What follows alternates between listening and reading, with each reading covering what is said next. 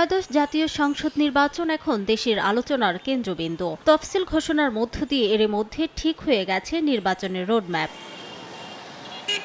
কুড়িগ্রামের চায়ের দোকান থেকে অফিস, ব্যবসা প্রতিষ্ঠান সব জায়গায় চলছে আলোচনা ও চুলচেরা বিশ্লেষণ। বিএনপি, জামায়াতে ইসলামী সহ বিভিন্ন রাজনৈতিক দল এর মধ্যে তাদের প্রাথমিক প্রার্থী চূড়ান্ত করেছে।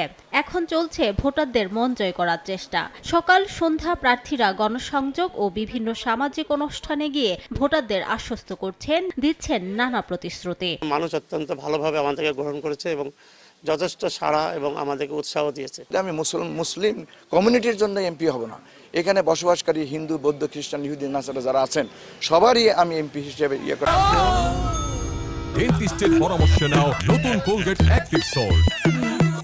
জয়ের বিষয়ে সব প্রার্থী আশাবাদী, জনগণের জন্য কাজ করার সুযোগ চান সবাই। কুড়িগ্রামের মেজর পরিবর্তন করার জন্য আমাদের নদী নিয়ে নদী শাসন রিলেটেড একটা কাজ হবে। এইরকম নানা রকম আমাদের 13 দফা ভিত্তিক একটা কার্যক্রম আমার প্ল্যান রয়েছে। উন্নত চিকিৎসা সেবা নিশ্চিত করতে চাই।